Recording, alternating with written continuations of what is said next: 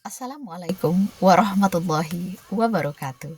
Salam dan bahagia untuk Bapak Ibu Guru hebat. Perkenalkan, saya Rita Fauzia MPD CGP Angkatan 9 dari Kabupaten Kampar, Provinsi Riau. Sekolah asal saya SMA Negeri 1 Kampar Kiri Tengah. Di sini saya akan memaparkan koneksi antar materi modul 1.1, yaitu tentang kesimpulan dan refleksi. Kesimpulan dan penjelasan mengenai pemikiran-pemikiran Ki Hajar Dewantara. Ibu Bapak Guru hebat, Ki Hajar Dewantara adalah tokoh pendidikan nasional kita yang pemikirannya tetap sejalan dengan perkembangan zaman hingga saat ini. Pemikiran-pemikiran beliau telah merubah dunia pendidikan bangsa kita sejak zaman kolonial hingga sekarang. Bagaimana kesimpulan saya? Saya menyimpulkan ada konsep trilogi Ki Hajar Dewantara yang berbunyi Ingarso Sung Telodo. Di depan menjadi teladan. Ilmadio Mangun Karso. Ketika berada di tengah memberi menjadi penyemangat. Dan Tutwuri Handayani. Ketika di belakang menjadi motivator. Nah, Ibu Bapak Guru hebat. Trilogi ini jika kita maknai lebih dalam, kita sebagai guru atau pendidik seolah-olah mendapat pesan dari beliau bahwasanya kita sebagai pendidik sebelum mendidik kita harus mendidik diri sendiri terlebih dahulu. Ibu Bapak Guru hebat, Ki Hajar Dewantara berpendapat tentang pendidikan, yaitu tempat persemaian segala benih-benih kebudayaan yang hidup dalam masyarakat. Apa artinya di sini? Antara pendidikan dan kebudayaan tidak bisa kita pisahkan. Anak-anak bangsa ini akan tetap berbudaya dan mempertahankan peradaban bangsa ini, yaitu melalui pendidikannya. Kemudian beliau juga berpendapat tentang pendidikan dan pengajaran. Menurut beliau, pengajaran adalah bagian dari pendidikan. Pengajaran merupakan proses pendidikan dalam memberikan ilmu atau berfaedah untuk kecakapan hidup anak secara lahir dan batin. Sedangkan pendidikan memberikan tuntunan terhadap segala kekuatan kodrat yang dimiliki anak, agar ia mampu mencapai keselamatan dan kebahagiaan yang setinggi-tingginya, baik sebagai seorang manusia maupun sebagai anggota masyarakat. Nah, di sini saya membuat kesimpulan tentang dasar-dasar pendidikan. Ada beberapa kata penting yang saya ambil. Yang pertama, kata menuntun. Kodrat alam dan zaman. Selanjutnya, budi pekerti. Ada sistem among, kemudian bermain, dan kemudian kemerdekaan. Ibu Bapak Guru, menuntun. Menuntun bermakna bahwa guru membimbing dan mengarahkan perilaku dan pertumbuhan anak agar tetap terarah dan tidak bertentangan dengan nilai-nilai yang ada. Dalam menuntun, tidak ada menuntut, tidak ada tekanan ataupun paksaan. Selanjutnya, ada kodrat alam dan zaman. Kodrat alam, kondisi yang tidak dapat diubah, seperti watak, karakter, tingkat kecerdasan, serta kondisi sosial dan budaya tempat ia berada. Namun kodrat zaman, yaitu perubahan dari waktu ke waktu, di mana guru memberikan pendidikan sesuai dengan perkembangan zaman yang ada, agar siswa memiliki keterampilan dan kemampuan beradaptasi sesuai zamannya. Ibu bapak guru hebat. Selanjutnya, budi pekerti. Di dalam kata budi terkandung makna pikiran, kognitif, atau yang kita namakan cipta. Ada perasaan, emosi, relasi, yaitu rasa. Dan kemudian kemauan atau kehendak yang kita sebut karsa. Dan di dalam kata pekerti ada tenaga, perilaku, karya atau bakti yang kita sebut dengan raga. Nah, budi pekerti merupakan perpaduan cipta, rasa, dan karsa yang diwujudkan di dalam perilaku seseorang.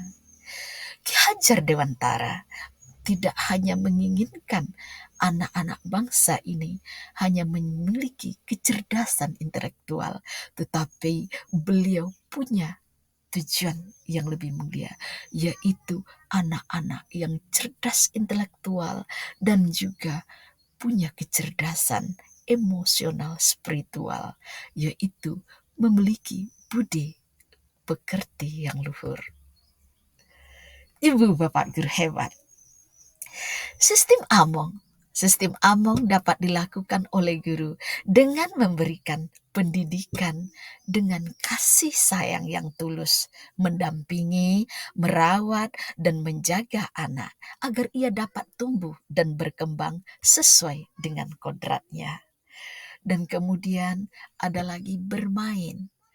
Bermain bukan berarti main-main, tetapi pada dasarnya anak-anak suka permainan.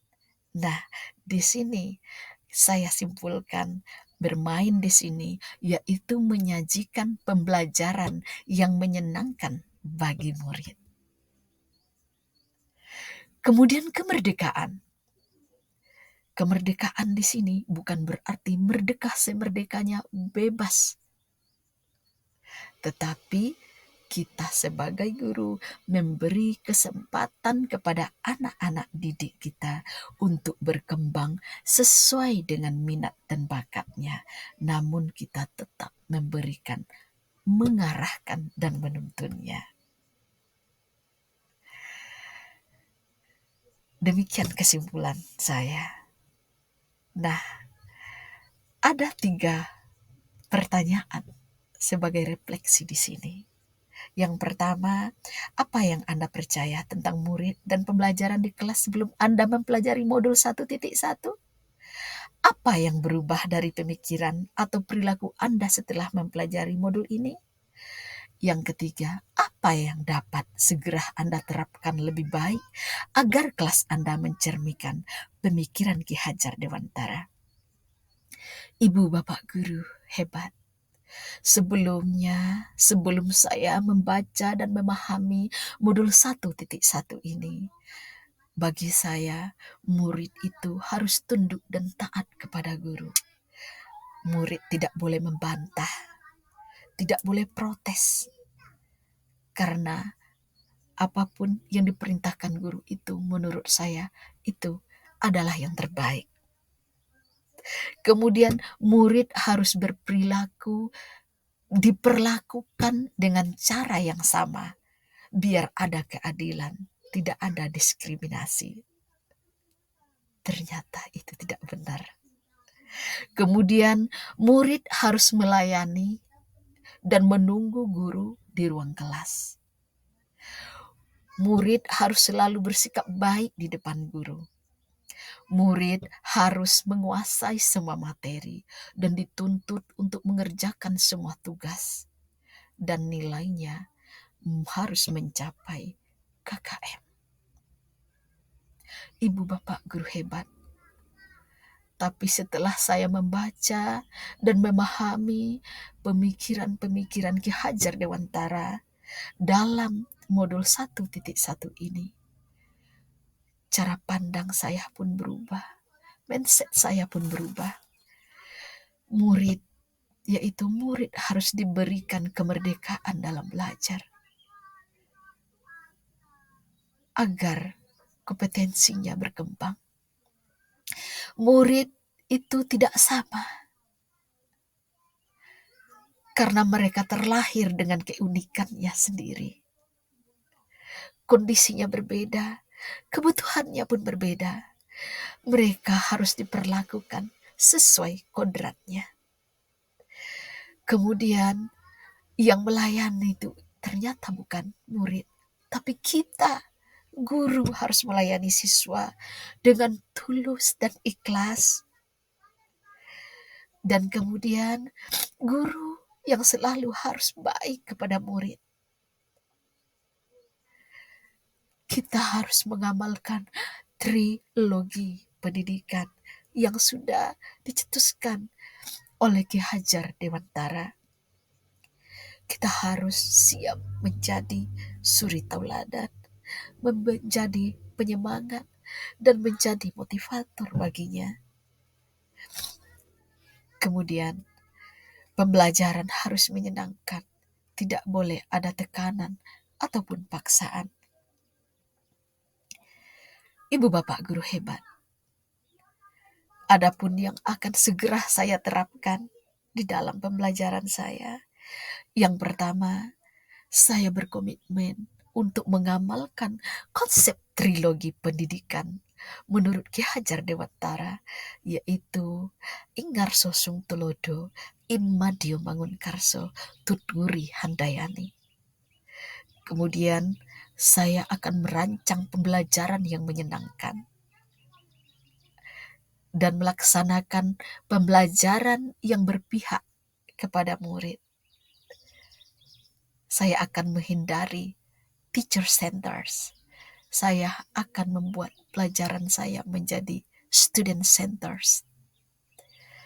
Kemudian saya akan mengidentifikasi cara belajar anak agar saya tahu kebutuhan mereka dan metode apa yang pas untuk kebanyakan siswa saya.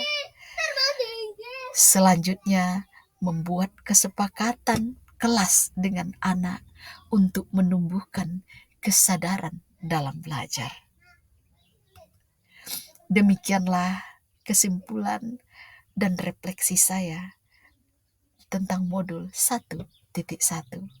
Terima kasih sudah menonton video ini. Don't forget to like and subscribe. Assalamualaikum warahmatullahi wabarakatuh.